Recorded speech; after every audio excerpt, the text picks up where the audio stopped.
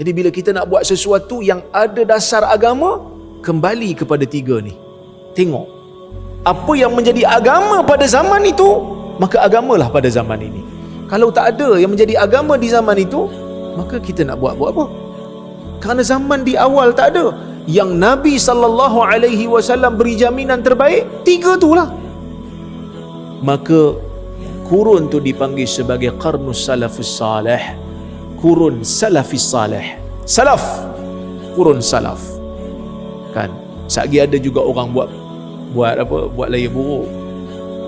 Kita duk dakwah pakai Facebook ni pun kan, pakai online ni pun dia kata ini bid'ah ni Nabi tak buat.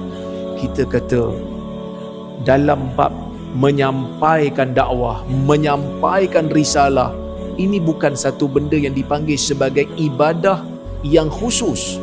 Tak ada siapa kata berdakwah online lebih baik daripada berdakwah fizikal. Tak ada siapa kata. Kita menyampaikan. Satgi ada orang lain buruk, dia ni, dia kata nak ikut zaman salaf sangat, datang masjid pun naik kereta, pakailah unta. Kita kata itu tak ada kaitan dengan ibadah yang khusus yang ditunjukkan oleh Nabi sallallahu alaihi wasallam. Nabi sallallahu alaihi wasallam peringatkan kita nak beragama ikut cara 3 golongan ni. Walaupun Nabi kata summal ladzina yalunahum, maksud dari sudut martabat sahabat tu lagi tinggi daripada tabi'in, tabi'in tu lagi tinggi daripada atba'ut tabi'in. Sebab Nabi kata summa, maksudnya summa yaluhum, ya summal ladzina yalunahum, maksudnya dari sudut darjat rendah ke rendah, tetapi itu yang terbaik.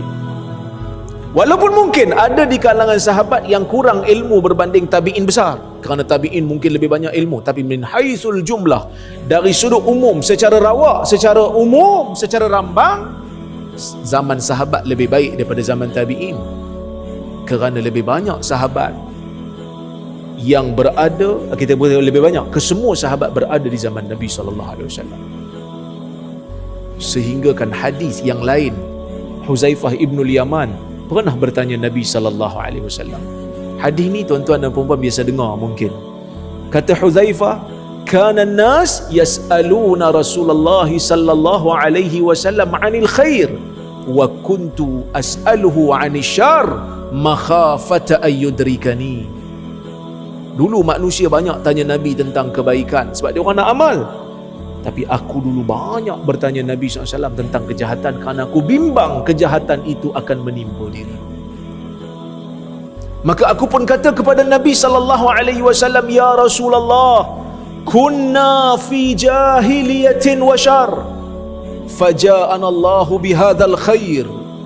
Ya Rasulullah, dulu kita berada di zaman jahiliyah, dulu kita pernah berada di zaman kejahatan, zaman di mana orang buat syirik. Faja'ana Allahu bihadzal khair, Allah memberikan kita kebaikan dengan memberikan kita wahyu, memberikan Islam kepada kita. Fahal ba'da hadzal khairi min syarr, akan muncul tak nanti lepas kebaikan ini, akan muncul tak kejahatan? Akan muncul tak kejahatan lepas ni? Nabi kata na'am, ya akan muncul. Kejahatan akan berlaku. Bila kejahatan itu akan berlaku? Bila mana manusia meninggalkan pegangan Quran dan Sunnah. Bila manusia mencari petunjuk selain daripada petunjuk Quran dan Sunnah. Kemudian ditanya lagi, fahal ba'da hadha syarr min khair, mungkin tak nanti ya Rasulullah lepas kebaikan itu akan muncul balik kebaikan? Allah bagi kita kebaikan, lepas kebaikan ni ada kejahatan ya Rasulullah. Kata Huzaifah, ya ada, kejahatan tu ada. Lepas kejahatan tu akan ada tak kebaikan ya Rasulullah? Sebab Huzaifah ni dia takut takkan kejahatan tu saja tak datang, lepas tu kebaikan. Nabi kata na'am wa fihi dakhal.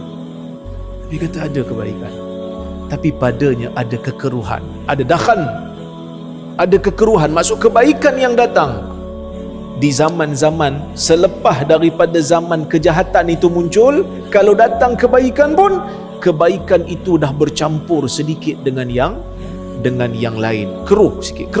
Dia tak pure, dia tak bersih seperti mana di zaman yang Nabi SAW sebut tadi. wa fihi dakhan, padanya ada dakhan, padanya ada kekotoran, padanya ada, kita panggil, kekeruhan sikit. Kata Hudzaifah, wa ma dakhanuhu ya Rasulullah, wa ma dakhanuhu, kekeruhan itu macam mana ya Rasulullah? Nabi kata, qaumun yahduna bi ghairi hadi ta'arifu minhum wa tunkir. Munculnya satu kaum yang mana mereka ini tidak mengambil hidayah, tidak mengambil petunjuk daripada petunjukku. Ta'arifu minhum, daripada amalan mereka ada yang kamu kenal sebagai baik. Wa tunkir, sebahagian daripada amalan mereka itu kamu tak kenal, kamu pelik. Di akhir-akhir zaman, Nabi SAW memberikan ingatan. Nabi SAW memberikan ingatan tentang golongan di akhir zaman akan muncul satu kaum mengambil petunjuk bukan daripada petunjuk Nabi SAW.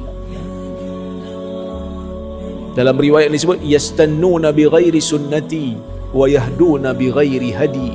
Mereka mengambil sunnah bukan dengan sunnah aku. Mereka mengambil hidayah bukan dengan hidayahku. Mereka mengambil petunjuk bukan dengan petunjuk Nabi sallallahu alaihi wasallam.